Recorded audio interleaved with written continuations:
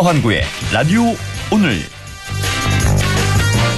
여러분 안녕하십니까, 허환구입니다.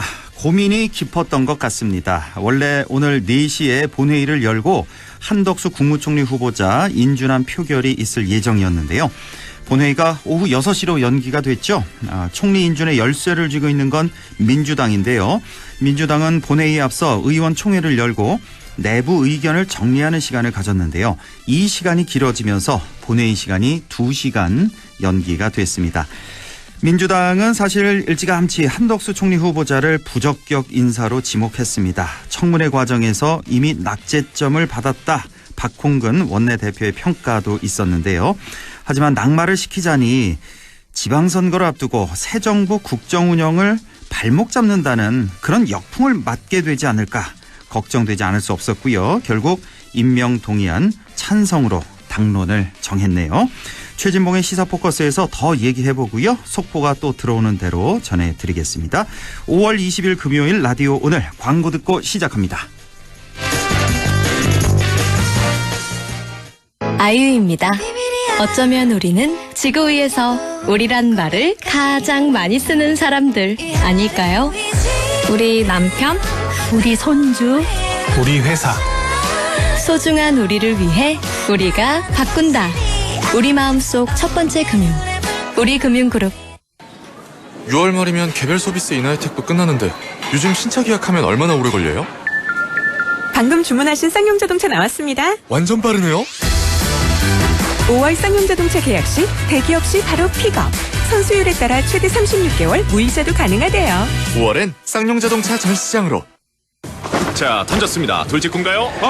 이건 처음 보는 철직구네요. 돌직구보다 빠른 주문과 배송 속도, 눈앞에서 확 떨어지는 가격까지. 이 놀라운 선수가 누구죠? 국내 최초 온라인 철강직구 쇼핑몰 스틸 1번가. 말씀하신 순간 철직구 오가네요. 스틸 1번가. 네, 라디오 오늘 금요일 순서 시작합니다. 일부 한 주간의 시사 이슈 진단해보는 시간, 최진봉의 시사포커스 바로 만나보겠고요. 2부 이슈 오늘에서는 영주에서 시작된 오랜 역사의 아동문학회죠. 아동문학 소백동인회에서 소백동요제를 처음으로 연다고 합니다. 잠시 후 소백동인회 윤명희 회장을 연결해서 자세한 얘기 들어보겠습니다. 이어서 부동산에 관한 궁금증 풀어보는 시간이죠. 조진희의 부동산 매거진 함께 하시겠습니다. 라디오 오늘 유튜브로도 다시 들으실 수 있습니다. 많은 애청 바랍니다.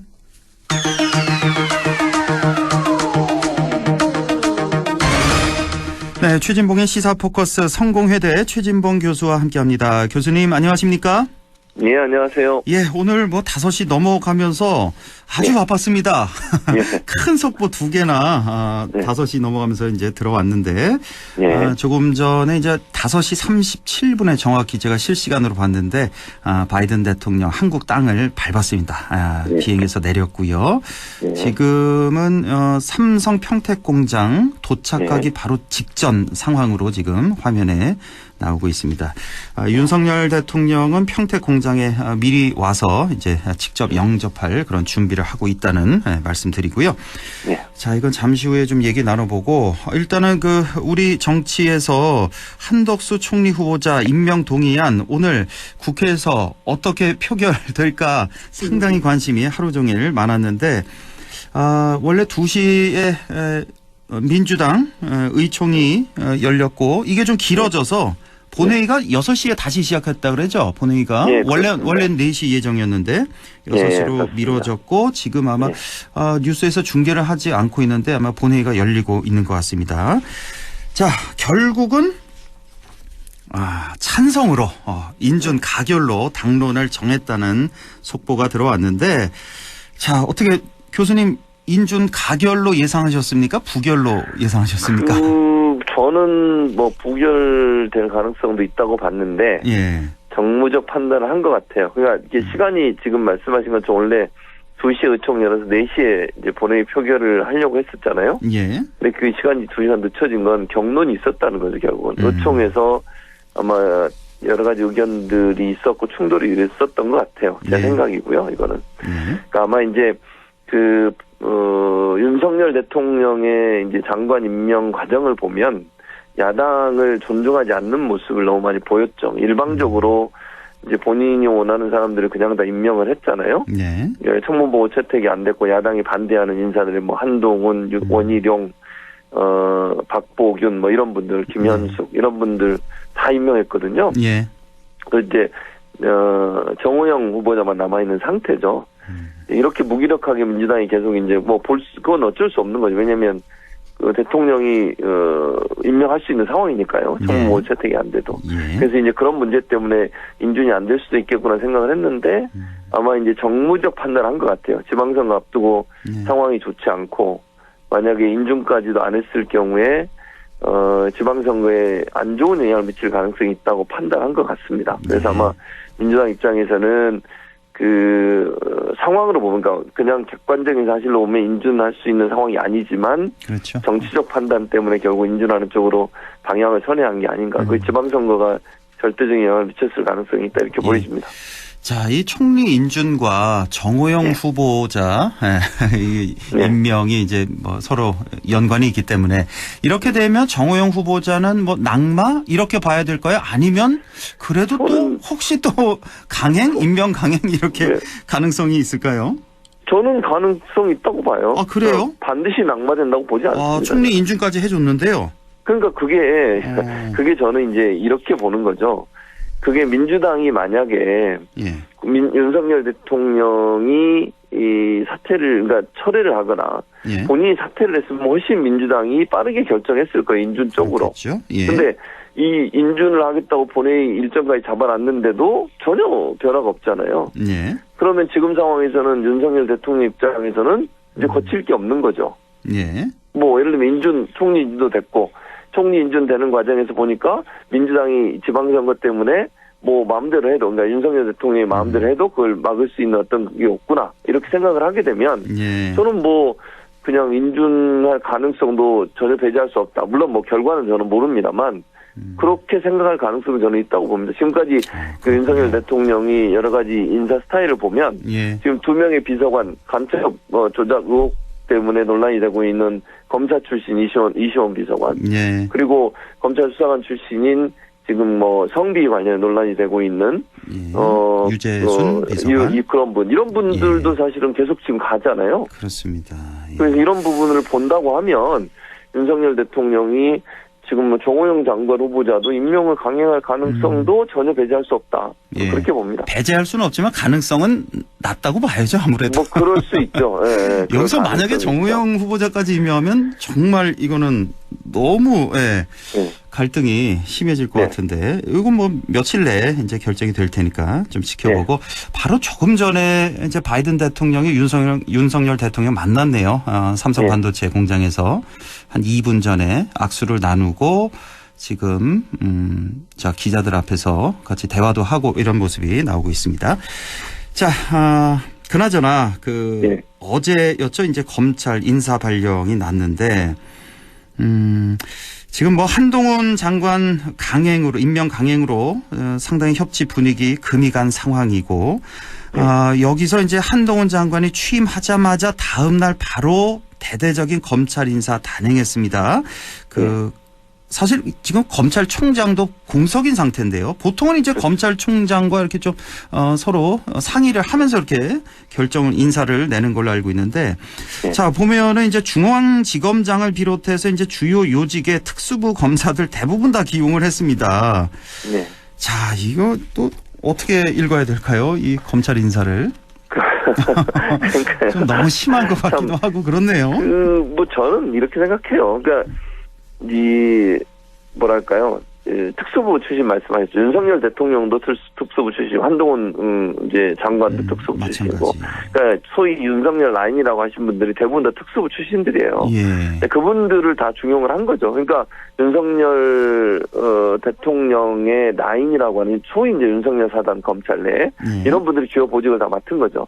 공교롭게도 뭐 조국 전 장관 수사 관련된 부분에 수사를 했던 분이라든지, 추미애 전 장관 시절에 이제, 좌천됐다든지, 이런 분들이 다 이제 전면에 다시 다 나섰어요. 그러니까요. 그러니까, 그대로 하겠다, 뭐 제 말 그대로 하겠다면 돌려주겠다 이런 의도가 아닌가 하는 생각이 들어요. 그러니까 예를 들면 대신 또 추미애 전 장관 시절에 주요 보직에 있던 분들을 다 법무연수원으로 보내셨어요. 그러니까 그건 이제 한동훈 본인이, 장관 본인이 예전에 이제 법무연수원의 부원장을 했지 않습니까?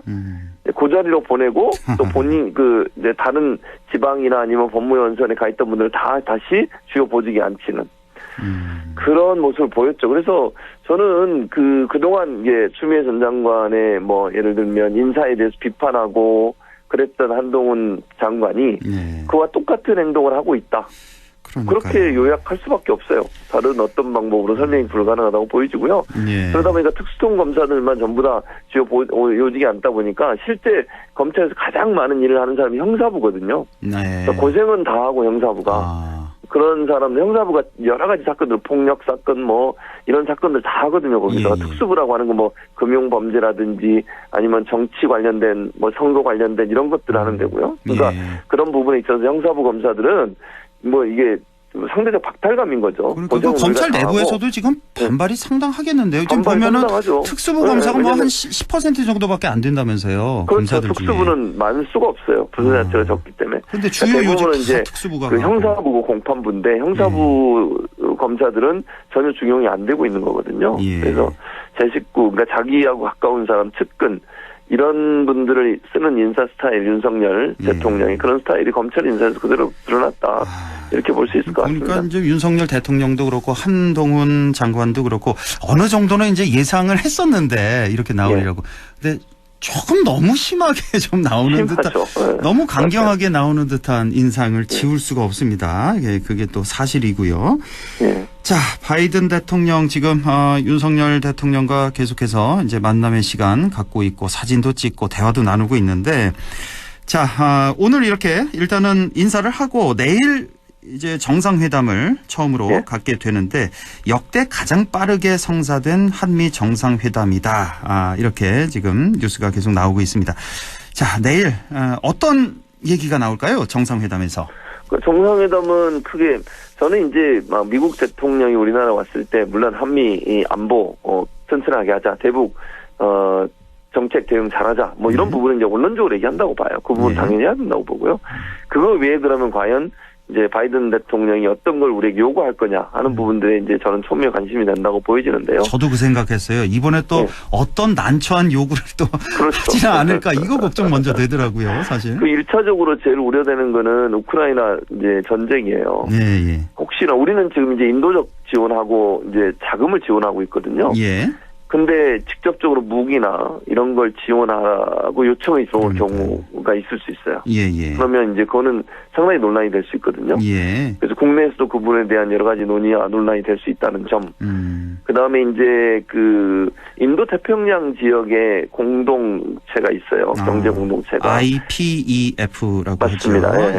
거기에 이제 우리가 가입을 해달라라는 요청을 할 가능성이 있습니다. 이미 가입하기로 결정을 지었습니다. 어제 확정을 지었습니다. 가입을. 그러면 이제 문제는 이제 중국과의 관계거든요. 그렇습니다. 그러니까 이제 확실하게 윤석열 정부는 이제 미국과 친미 어떤 정책을 쓰겠다라고 하는 내용을 보이면 이제 중국과의 관계가 좀 어려워질 수 있습니다. 그런데 문제는 뭐냐면 정치적인 문제가 아니라 중국이 우리나라의 수출의 제1국이에요. 그렇습니다. 4분의 1. 경제적 부분에 상당히 큰 영향을 받을 수밖에 없거든요. 그리고 지난번 한한령 한번 내렸을 때 기억나시죠? 그 사드 문제 때문에 우리 기업들 엄청난 피해 받았고요. 그런 일들이 재현될 수 있다는 점이에요. 우리 경제에 미칠 파장 이런 부분은 고려가 분명히 돼야 되고, 저는 뭐 친미 뭐 또 한미 관계 공고히 하는 거, 안보 강화하는 거 저는 동의합니다. 그런데요. 뭐 외교라고 하는 건 철저히 자국 이기주의가 돼야 돼요. 우리나라에 이익이 되는 관계를 형성해야 돼요. 어느 한 나라에 너무 치우치게 되면 그것이 도리어 안 좋은 상황으로 갈 수 있다는 점도 꼭 기억해야 된다. 그런 부분들이 좀 아쉬운 부분이란 말씀을 드리고 싶습니다. 뭐 안보 동맹에 이어서 경제 기술 동맹까지 이렇게 체결이 될 것 같은데, 우리가 이제 이번에 미국이 주도하는 경제협력체죠, IPEF에 가입하게 되니까 뭐 반대급부로 중국에 대해서도 우리가 좀 어떤 액션을 좀 취할 필요가 있어 보입니다. 뭐 이대로 가다 또 어떤 또 공격을 해올지 모르니까 중국 측에서. 자, 그나저나 이제 바이든 대통령 방한할 때 예. 마지막 날이죠. 그러니까 22일에 문 전 대통령을 만난다는 소식이 이제 쭉 있어 왔잖아요. 근데 그게 이제 결렬됐다. 어제 이렇게 발표가 났는데 예. 원래는 사실 뭐 양산까지 내려가서 만날 것이다. 뭐 대북 예. 특사 문 대통령에게 대북 특사 뭐 요청할 것에 뭐 별별 얘기가 다 나왔는데 이 만남이 취소된 배경에 대해서 뭐 이런저런 얘기가 나오고 있는 것 같아요. 좀 뭐 혹시 뭐 그러니까요. 확인된 이유가 있습니까? 왜 확인된 갑자기 건 취소가 됐는지? 확인된 건 없고요. 예. 이게 지금 말씀하신 여러 가지 얘기들이 나오고 있는 거잖아요. 네. 그러니까 제가 방송에서 뭐 단정적으로 뭘 얘기할 수 있는 상황은 아니에요. 어떤 것도 확인이 안 됐기 때문에. 그러나 이제 추측을 해보는 거죠. 그러면 확정이 안 됐더라도 그런 논의가 있었기 때문에 이제 그 문재인 정부의 청와대 그런 발표를 했지 않겠습니까? 네. 논의가 진행되는 과정에 이제 마지막에 좀 틀어진 것 같아요. 저는 그렇게 생각을 하는데 그 과정에 그러면 이제 그냥 상식적인 생각을 해보는 겁니다. 이건 제가 분명히 말씀, 이건 단정적으로 얘기할 수 있는 상황은 아니고 결과 그렇습니다. 어떤 이유가 있었다는 게 밝혀진 게 아무도 없습니다. 근데 예. 그냥 제가 그냥 분석을 해보면 예. 윤석열 정부에 상당히 좀 부담될 수 있다는 생각은 들어요. 그런 일이 벌어진다고 하면 네. 그래서 아마 뭐 그런 제가 그렇게 했다고 말씀드리는 것도 아니고 그 확인된 게 아무것도 없지만 네. 제 그냥 생각과 추측으로 보면 윤석열 정부에서 그런 부분들은 조율했지 않았을까 하는 그런 이제 그 생각은 든다는 거죠. 그건 제 그렇죠. 예. 100% 제 개인적인 생각이고요. 뭐 많은 분들이 그렇게 생각하는 것 같더라고요. 그러니까요. 아무래도 좀 그럼- 관심도가 또 좀 분산되고 그러니까요. 그럼요. 당연히 예. 그럴 수밖에 없죠. 그러니까 미국이 우리에게 또 뭔가 요청을 해야 되는 상황이라고 하면 네. 그런 부분들을 우리 정부가 만약 요청을 했다면 그걸 거부할 수 없죠. 왜냐면 뭐 지금 IP 그 협회 거기에 가입하는 것도 그렇고 그다음에 이제 우크라이나 전쟁에 우리가 어느 정도 참전하는 문제나 이런 부분들 무기를 도와주는 부분을 통해서 이런 부분도 사실은 우리 협력을 받아내려면 네. 결국은 또 우리 정부에서 요청하는 걸 받아들일 수밖에 없는 거잖아요. 네. 그런 부분이 좀 고려됐을 거라는 추측이 있습니다. 그렇습니다. 예. 자, 이제 지방선거 12일 앞으로 다가왔는데, 예. 수도권은 어떤지 모르겠습니다. 여기 같은 경우는 제가 그냥 체감하기에는 뭐 기초의원 예. 선거 정도 이제 선거전이 좀 많이 달아오르고 있고, 여기는 예. 아무래도 보수 색채가 강하다 보니까 그렇죠. 아직은 그렇게 이렇게, 선거 분위기가 달아오르진 않고 있는데, 수도권은 좀 다르죠? 아무래도 뭐 다르죠. 경기지사 선거, 좀 네. 아주 제일 뜨겁고요. 그렇습니다. 현재 판세 뭐 민주당이 전체적으로 좀 뭐 광역 자치단체만 보자면은 많이 좀 불리한 상황이네요. 네, 여론조사 불리한 상황이에요. 그러니까 아무래도 이제 뭐 그 새로운 정부가 들어섰으니까 새로운 정부에 좀 힘을 실어주자는 그런 여론들이 좀 강하게 작동하고 있는 것 같고요. 예. 그 이제 뭐 컨벤션 효과가 분명히 있잖아요. 취임 시간 그렇죠. 얼마 되지 않았고 또 바이든 대통령 방한 연관에 지금 뭐 TV에서 계속 방송을 하고 있잖아요. 예. 이런 것들이 영향을 미치는 거거든요, 사실은. 예. 그리고 안정적으로 윤석열 정부가 잘 순항하도록 좀 처음이니까 힘을 좀 실어주자 이런 여론이 지금 형성이 돼 있는 상황이라 네. 민주당 입장이 상당히 어려운 상황에서 선거를 치르는 거죠. 뭐 반대로 민주당 후보가 당선이 됐다면 그렇게 또 됐을 거예요. 아, 저는 그렇죠. 그렇게 보는데 예. 그러니까 이게 대선과 너무 붙어 있어서 대선의 결과에 영향을 받을 수밖에 없는 구조고 네. 그래서 이제 그런 부분들에 영향을 미치다 보니까 아무래도 민주당이 열악한 상황이 지금 선거를 치르고 있는 거죠. 거기에다가 지난번 이제 또 박원주 의원의 이제 성비위 문제가 나오면서 예, 또 예. 한 번 타격이 있었고요. 예. 상당히 안 좋아요, 상황이. 어려운 상황이고요. 그러네요. 예. 그나마 뭐 서울, 인천, 경기 중에 그래도 좀 해볼 만하다고 느끼는 부분이 이제 경기도인데요. 경기. 예. 경기도 부분은 이제 박빙인데 오늘 뭐 최근에 여론조사 약간 좀 국민의힘의 김문현 후보 앞서는 걸로 나왔더라고요. 근데 이거는 뭐 아직 시간이 남아 있어서 얼마든지 이제 출렁 걸릴 수 있는 부분이라는 그렇죠. 생각이 들고요. 예. 예. 그 부분이 가장 관전 포인트가 될 거라고 생각을 합니다. 4년 전하고 거의 비슷하게 지금 딱 역전이 된 상황인 것 같아요. 4년 전에는 광역자치단체장 같은 경우 이제 대구, 경북만 국민의힘이 차지했고 그래서 제주는 원희룡 지사. 그 당시 뭐 무소속이었죠. 이제 요 세 군데 빼놓고 다 민주당이 14석 다 싹쓸이했잖아요. 네, 맞습니다. 지금 어찌 보면은 이런 분위기 만약에 계속된다면은 예. 정말 전남, 전북, 광주 요 세 곳 빼고는 또 국민의힘이 다 차지할 수도 있을 것 같은 그런 생각도 좀 듭니다. 예, 극단적으로는. 예. 자, 그나저나 어제 이 뉴스가 하나 나온 게 이거 좀 여쭤보고 싶었는데 이 상당히 지금 중요한 시기 12일 앞으로 다가온 이 시기에 김은혜 국민의힘 경기지사 후보가 KT 임원으로 일할 때 지인의 채용을 추천했다. 예. 이런 논란이 불거졌어요. 이 사건이 그거 아닙니까? 왜 김성태 의원이 네, 그죠, 유죄 판결 받은 그 건 채용 그 비리 뭐 있는 거 아니냐 뭐 이런 얘기가 의혹이 불거졌는데 예. 이거 뭐 어떻게 되고 있습니까? 예, 그게 지금 말씀하신 것처럼 김성태 의원의 이제 유죄 판결 나온 판결문이 있어요. 그러니까 예. 고등법원에서 나온 판결문. 거기에 첨부된 자료를 보면 그 당시에 이제 김성태 의원도 본인의 딸을 취업 청탁을 했다는 거 아닙니까? 그것 때문에 예. 유죄를 받은 건데 그 첨부 파일 안에 무슨 내용이 들어있냐면 KT 내 고위 그 직책에 있는 분들이 추천한 사람들 명단이 있어요. 네. 그 중에 이제 그 당시에 김은혜 후보가 KT 전무였어요. 예. 그러니까 KT 전무로 있으면서 본인의 시댁 남편 쪽인가요? 그 아는 분, 뭐 인척인지 아니면 뭐 아는 분인지 모르겠는데요. 예. 그 30대 되시는 모 씨를 네. 추천했다는 거죠. 그래서 그 사람 이름이 있고 명단에 보면 추천받은 사람이 있고 추천인 이름에 김은혜 KT 전무 이렇게 명단이 있어요. 예. 그게 이제 논란이 됐고 예. 초기에는 뭐 그 잘 생각하지 않는다고 얘기했다가 이제 그 명단이 공개되니까 김은혜 후보 측에서 뭐라고 얘기했냐면 그 추천한 건 맞다. 그렇게 얘기를 했고요. 예. 다만 이제 문제가 되는 게 뭐냐면 이 추천한 사람이 김은혜 후보가 추천한 사람이 그 1차 면접이 있었고요. 2차 면접이 있었는데 1차 면접에서는 탈락을 했었는데 처음에는 다시 합격을 했어요. 탈락했다가 다시 합격했다고요? 합격을 했어요. 1차 면접을 얘기하는 겁니다. 근데 또 2차 면접에서는 탈락을 했어요. 그래서 최종적으로는 탈락을 했어요. 근데 이제 논란이 되는 것은 1차 면접 당시에 이제 3명의 심사위원이 있었는데 탈락을 했었는데 다시 합격이 됐다는 거죠. 그리고 그렇네요. 2차 면접에 탈락해서 최종으로 탈락이 됐어요. 이렇게 돼 있는 상황이라.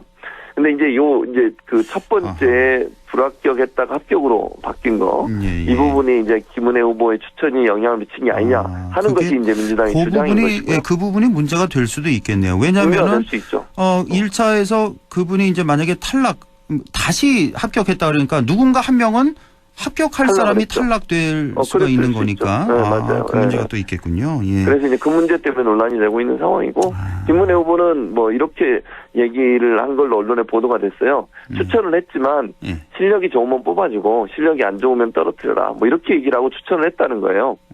근데 상식적으로 보면 전무가 인사 담당자에게 누군가 이름을 주면서 이 사람 내가 추천하니까 실력 되면 뽑고 실력 안 되면 안 뽑아도 됩니다. 그것도 부적절하네요. 얘기 그렇죠. 들어보니까. 그리고 받아들인 사람 입장에서 전무가 그렇게 얘기할 때 어떻게 받아들일까요?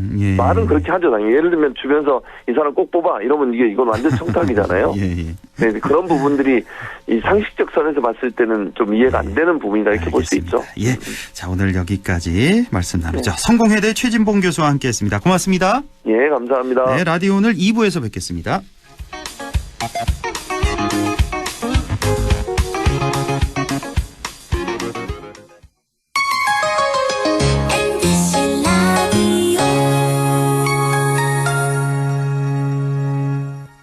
가구 살 땐 꼭 한번 가보자.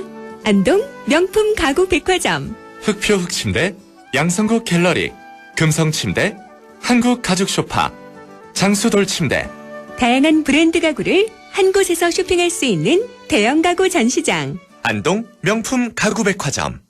처음 귀농한다고 영천에 내려왔는데 앞으로 어쩌나 막막했죠. 그런데 체계적인 교육 시스템도 있고 도와주시는 분들도 많고 이제는 좋습니다. 다시 결정해도 영천으로 올 것 같아요. 전환생활의 꿈, 귀농기촌 1번지 영천시가 함께합니다. 안동과학대학교에서 6월 13일까지 지역산업 연계 바이오 백신 인력 양성과정 교육생을 모집합니다. 신청 자격은 만 18세 이상 만 39세 이하의 경력 단절 또는 미취업자로 안동시에 거주 중이거나 안동시 교육기관 졸업생 혹은 졸업 예정자라면 누구나 지원 가능하며 교육비는 전액 무료입니다. 교육생들에게는 월 100만 원의 교육지원금을 지원합니다. 자세한 사항은 안동과학대학교 홈페이지를 참조하시거나 전화 054-851-3680, 054-851-3680으로 문의 바랍니다. 여러분의 많은 지원 바랍니다. Amazing performance. 역시 한국 드라마. 음악부터 드라마까지. 한옥 인테리어에 IoT로 꽉 채웠죠. 아날로그부터 디지털까지. 대한민국 금메달입니다. 빠른 것부터 정확한 것까지. 대한민국 국민이 있어 한국이 다 한다. 공익광고협의회. 마음을 열어줘 다가가 나 속삭이도록 언제나 내 생각으로 행복해야 해요.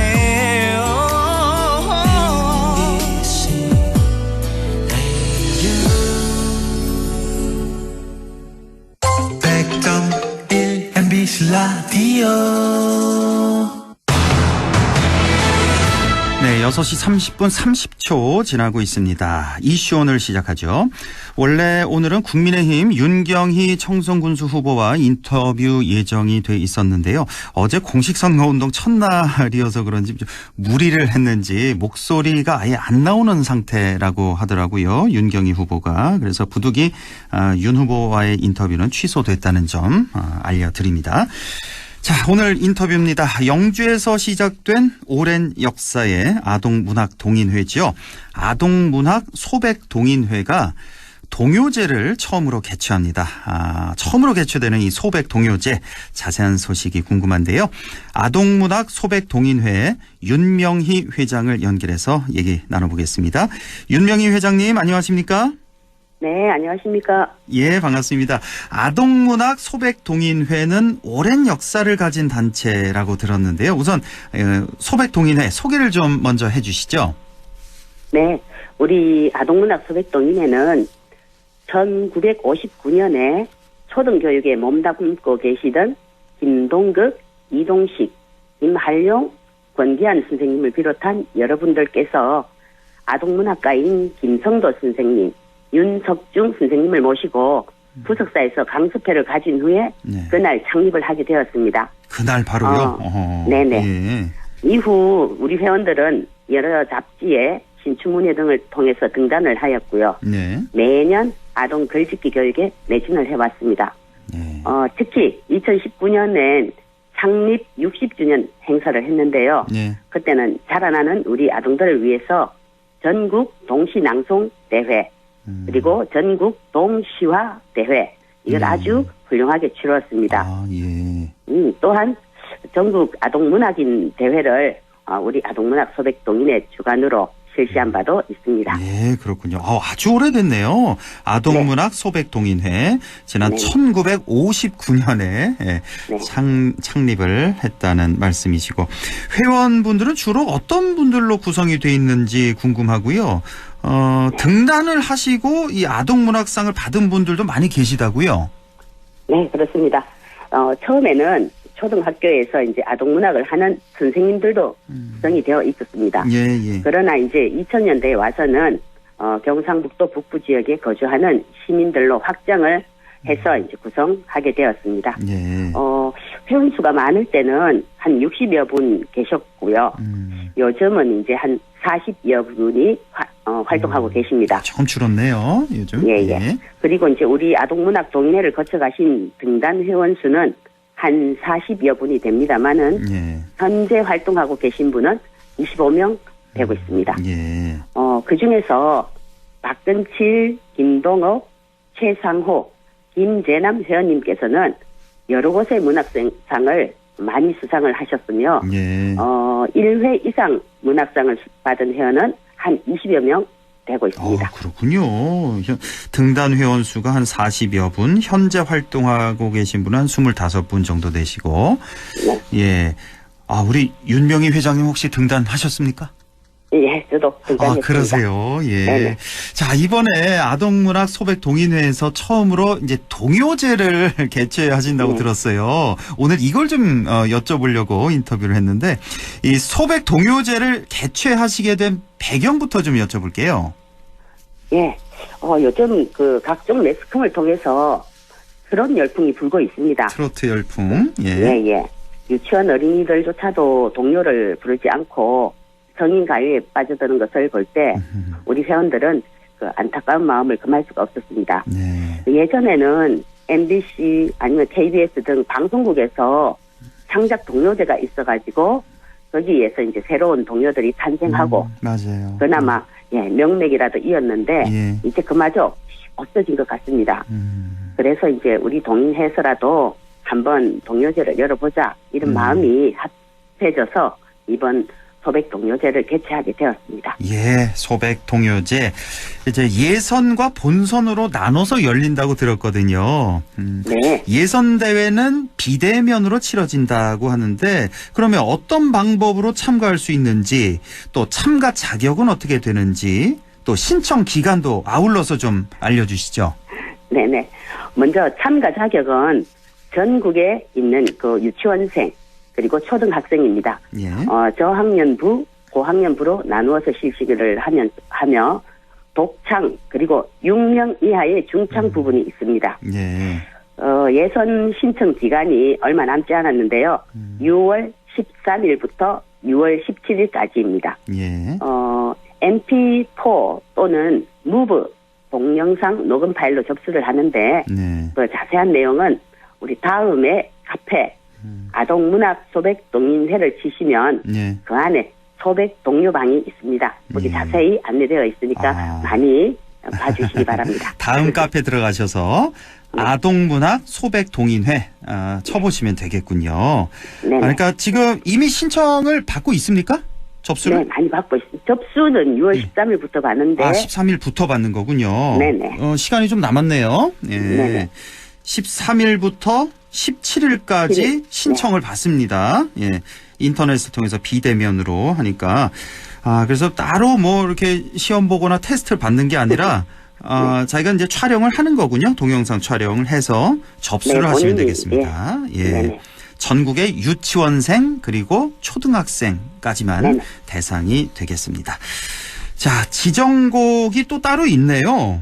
보니까 지정곡이 창작 동요곡집에 있는 소백 동요마을 별꽃, 소백 동요마을 별꽃 수록곡 중에 이제 한 곡을 선택해야 된다고 하는데 이 소백 동요마을 별꽃이 이게 이제 소백 동인회에서 만든 노래라고요.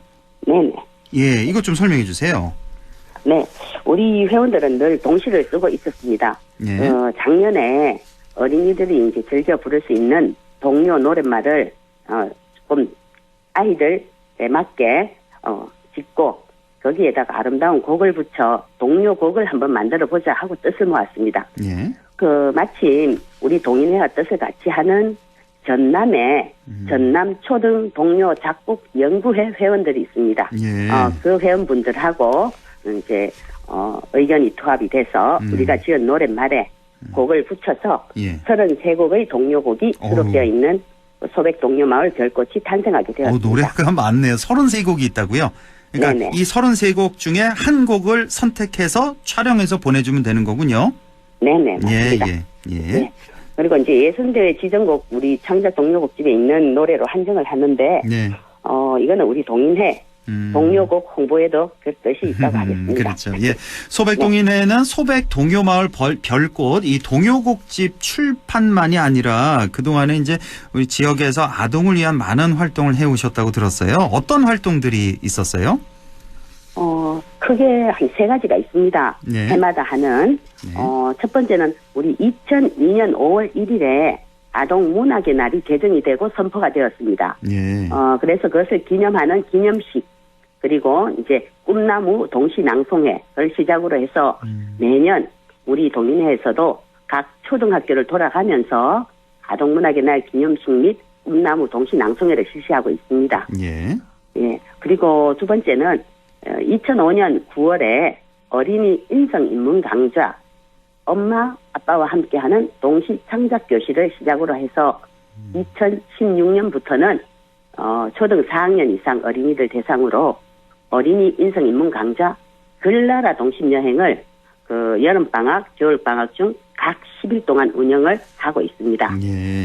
거기에는 생활문, 동시, 동시조, 독서 감상문, 논설문 등 이런 글쓰기 교육을 실시하고 있는데 작년부터는 2, 3학년 학생을 대상으로 또 원고지 쓰기, 일기 쓰기, 동시 생활문, 그리고 그림책 읽기 등 강좌도 덧붙여서 실시하고 있습니다. 또 이제 가을이 되면 동시인과 어린이가 함께 펼치는 동시화 전시회 그리고 가을밤 동시 낭송회를 실시해서 우리 영주 시민과 어린이들의 인성순화에 큰 역할을 하고 있다고 자부를 합니다. 아, 그렇군요. 아주 많은 활동하고 계시고 또 해마다 소백 아동 문학을 출판도 하고 계시고 아주 활발한 활동을 하고 계신데 조금 전에 그 예선대회 소개를 해 주셨잖아요. 6월 13일부터 17일까지 신청을 받는다고. 그럼 여기서 이제 통과된 학생들 이제 본선에 나갈 거 아닙니까? 네. 그 본선 대회가 7월 30일에 열리죠. 네, 그리고 이제 말씀드린 대로 6월 13일부터 17일까지 예선이 진행이 되는데 다시 한번 어떻게 참가하면 되는지 안내를 좀 해주시죠. 네네.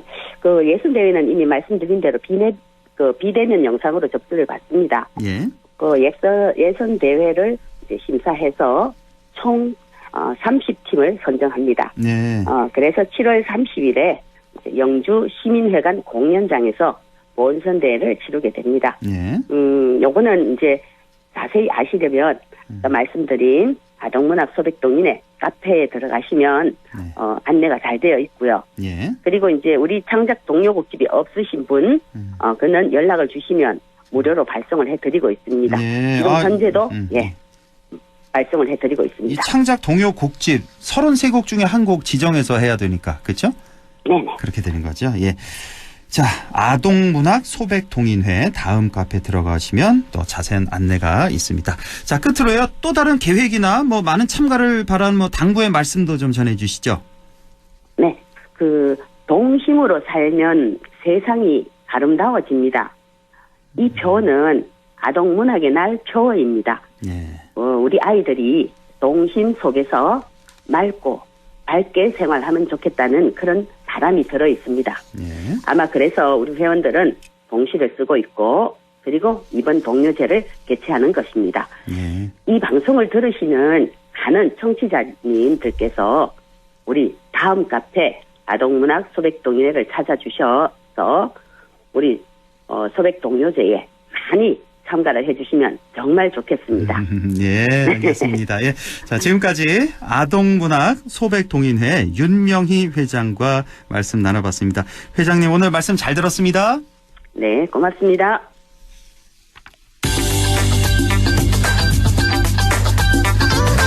네, 조진희의 부동산 매거진 바로 이어가겠습니다.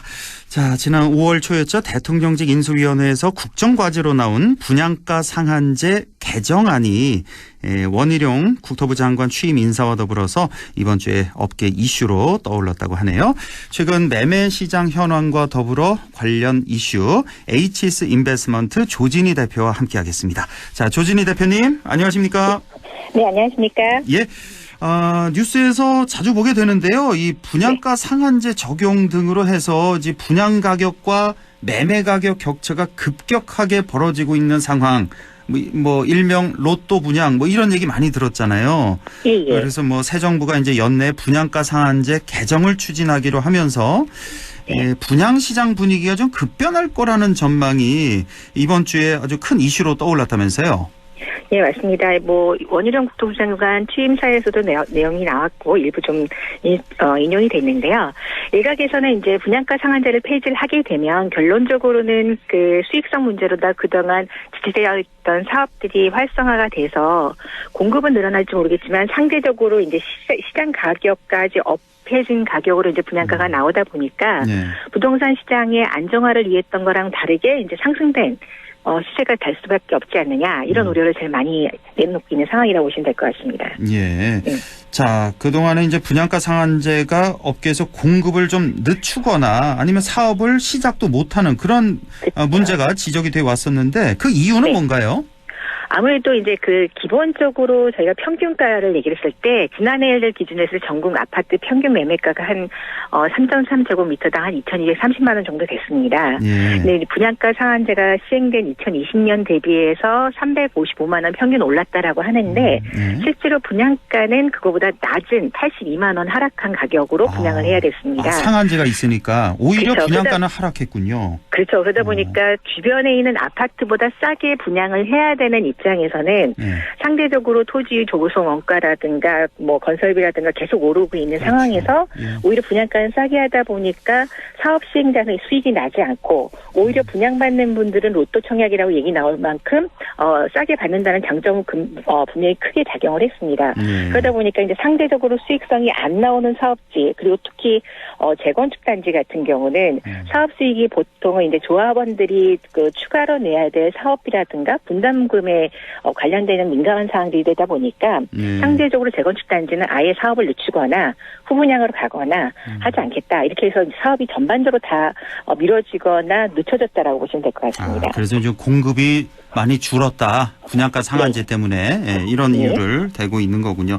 그러니까 예를 들어서 뭐 분양가는 뭐 5억 원인데 뭐 현 시세는 10억이다. 이런 경우가 있었잖아요. 예, 맞습니다. 그러니까 이게 뭐 분양하고 나서 이제 5억짜리가 바로 또 10억이 돼 버리니까 그래서 이제 로또라는 말이 있는 거고. 그러니까 분양가 상한제 한 이유가 이제 집값 잡겠다였는데 그러니까 분양가 쪽으로 이제 집값이 형성이 되면 좋은데 이게 반대로 형성이 되잖아요. 5억짜리가 바로 10억짜리가 돼버리니까 그렇죠. 이런 현상이 있었다. 그래서 이제 이 분양가 상한제를 개정을 하겠다 이런 건데 이렇게 되면 이제 공급이 늘어나는 건 좋은데 말씀하신 대로 사실 이 상한제가 폐지가 되면 이미 치솟은 시세를 기준으로 분양가를 산정하기 때문에 또 부동산 가격이 또 오르는 거 아니냐. 이런 걱정도 좀 생기는데요. 어떻습니까? 네, 그러니까 지난 정부하고 이번 정부의 차이점을 잠깐 저희가 눈여겨봐야 될 부분이 하나 있습니다. 물론 기존의 상태대로 저금리 기조가 계속됐고 경제가 좀 안정화가 계속되는 시점이라고 한다면은 거의 뭐 눈에 보다시피 그 가격 상승에 의한 가격 시장이 올라갈 수 있는 급등 요소는 분명히 컸을 것입니다. 근데 올해 같은 경우는 이제 초장부터라는 표현을 좀 쓰기 죄송하지만 현재 양도세 중과세 유예 기간 동안에 매물이 쌓인다라는 거 외에도 실질적으로 매수 시장에서 매수 거래가 안 된다는 부동산 현재 의견들이 많이 나오고 있습니다. 매물은 많이 쌓여 있는데 살 사람이 없다. 예, 그게 이제 가장 큰 원인 중에 하나가 하반기에 빅스텝에 또 한 번 나오게 되면 금리는 거의 7% 이상으로 올라가게 될 거고 그렇게 되면 이제 기존에 3%에 받았던 분들이 거의 2배 이상의 이자를 내야 되다 보니까 이자 부담에 따른 것들 추이를 좀 더 지켜보고 싶다라는 것과 최근 들어서 인플레이션 현상이 너무 두드러지게 나타나다 보니까 좀 아직까지는 올해 하반기까지는 계속 지켜봐야 되겠다라는 입장에서 부동산은 매수보다는 관망세가 지나치게 좀 나타나고 있는 상황입니다. 그러다 보니까 실질적으로 저희가 부동산 가격이 같이 뒷받침돼서 올라가려면 매수 시장에서 매수자들이 어느 정도 계속 사겠다라는 의견들이 나와야 되는데 아무리 지금 분양가 상한제에서 공급을 많이 늘린다 하더라도 최근 들어서 서울에서의 미분양들 나타나는 거 역시 이미 올라진 가격에 대한 대출금 부담 이런 것들이 전반적으로 작용을 하고 있기 때문에 크게 시장에서 작용하기는 어렵지 않겠느냐 이런 의견들도 같이 나오고 있다 보시면 될 것 같습니다. 여러 가지 친부동산 친시장적인 그런 규제 완화 등등 해서 이런 정책을 내놔도 역시나 금리 인상에는 배겨낼 장사가 없는 거군요. 지금 매물은 계속 쌓이고 살 사람은 없는 상태. 근데 뉴스 보면은 또 강남 쪽, 용산 쪽 이쪽은 또 상당히 또 많이 오르고 있다는 그런 뉴스도 있더라고요. 이 지역마다 또 많이 다른 것 같아요. 예, 실질적으로 이제 자금을 저희가 이제 양극화 아니면 똘똘한 한 채 계속 얘기들이 나왔던 것처럼 강남에 대한 호재, 그다음에 재건축에 따른 실질적으로 한강변을 중심으로 된 아파트들, 그다음에 이제 용산 개발 호재 이런 것들이 맞물려져 있는 지역들은 매물도 사라지고 있고 사실은 이제 계속 올라진 가격으로 실거래가 재신고들이 나오고 있는 상황입니다. 근데 이제 지난번에도 그냥 개인적인 사견이지만 그 가격의 아파트를 살 수 있는 사람들은 그렇게 많지 않다고 보여집니다. 그래서 그래서 어차피 양극화되는 것들에 대한 것을 놓고 전반적인 시장 상황이 상향된다, 좋아진다라고 얘기하기는 좀 어려운 상황인 것 같고요. 예, 다들 이제 아무래도 8월달 이제 전세 대란 나오냐, 정리가 되느냐 이 부분이 아마도 또 시장에서는 크게 반등 요소냐. 안정세냐 이렇게 바라볼 수 있는 시간이 되지 않을까 싶습니다. 그러니까 이제 8월쯤 되면 이제 임대차 대란 지금 예고가 된 상태 아니겠습니까? 예. 이렇게 되면 다시 매수세가 오를 거라는 그런 시장 예견과는 좀 다른 결과가 나타나고 있다 이렇게 봐야 될까요? 현재까지는? 네, 지금 현재는 아무래도 그 전세 가격이 오르는 거에 따른 전세기 대출이라든가 이런 것들에 대한 시장 부담은 분명히 많습니다. 근데 최근 들어서 뭐 서울 지역을 그냥 비교를 하자면 서울 외곽이라고 하는 은평구라든가 강북구라든가 뭐 그쪽 지역 같은 경우는 상당히 매물들이 많이 나오면서 전세 가격을 올렸던 것들이 다시 급락하고 있는 추세도 나오고 있습니다. 그게 이제 동시다발적으로 어느 입주 시점에 맞춰서 물건들이 대량으로 나오다 보니까 오르는 데 어떤 한계에 지금 부딪혔다 이렇게 보시면 될 것 같고요.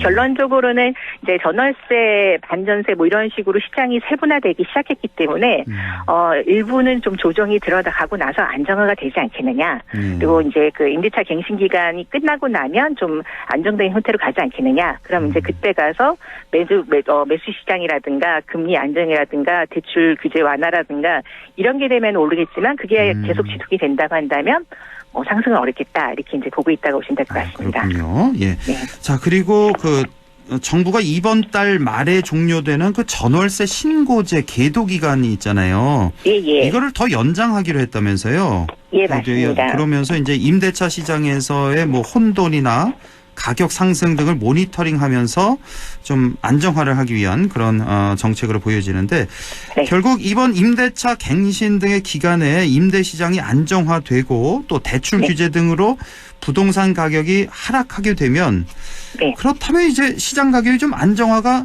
될 것이다 이렇게 볼 수가 있을까요?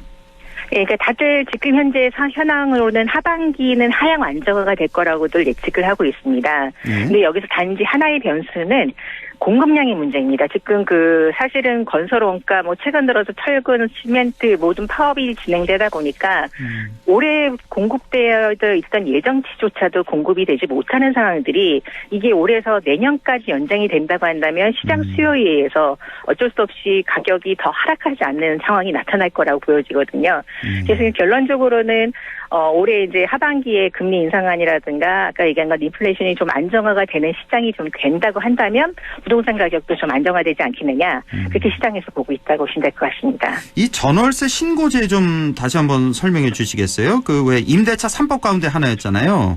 예, 맞습니다. 그러니까 기본적으로는 보증금 6천만 원 이상, 월세 30만 원 이상 내시는 분들은 임대인과 임차인이 신고를 하게 되어 있습니다. 근데 이제 이 신고제를 시행하게 된 원인 중에 하나는 투명한 거래와 안정적인 임차인 보호라는 입장이다 보니까 임대인들 입장에서는 소득이 드러나서 세금 부담이 늘어난다 해서 계속 신고를 누락시킨다거나 아니면 실질적으로 5% 기본안을 올려놓고 뭐 관리비 등이라든가 이런 비정형적인 수단으로 해서 임대료를 올리는 그런 편법 수단이 있었습니다. 근데 이걸 이제 신고하지 않았을 땐 그동안 과태료를 처분을 하겠다 이렇게 했었는데 이번에 이제 계속 그걸 갖다 독려하기 위해서 과태료 추징하는 기간을 좀 더 유예를 시켜서 이번에 다시 한번 시장에 좀 참여를 해서 민간이 정확하게 제대로 참여할 수 있는 임대 시장을 만들자라고 홍보를 하고 있는 상황이라고 보시면 될 것 같습니다. 그러니까 이 전월세 신고제라는 게 임대 보증금이 6천만 원을 넘거나 아니면 월세가 30만 원을 초과하는 경우 대부분이 되겠네요. 예. 그렇죠. 거의 다 신고하신다고 보시면 될 것 같습니다. 이런 경우에 이제 신고를 해야 되는데 임대인도 신고하고 임차인도 신고하고 이렇게 되는 거죠. 해야 되는데 만약에 안 하게 되면 100만 원의 과태료가 부과되는데 이거를 이제 조금 더 유예를 하겠다는 거죠. 뭐 1년 더 유예하겠다는 건가요? 기간도 나왔나요? 맞습니다. 1년간 미신고자에 대해서는 과태료를 부과하지 않겠다고 했습니다. 그래서 유예 기간을 줬으니까 그 시간 안에 신고하시라고 이제 독려하고 있다라고 보시면 될 것 같습니다. 알겠습니다. 예. 오늘 시간이 다 됐네요. 오늘 말씀 여기까지만 나누겠습니다. 고맙습니다. 예, 감사합니다. 네, 지금까지 HS 인베스트먼트 조진희 대표였습니다.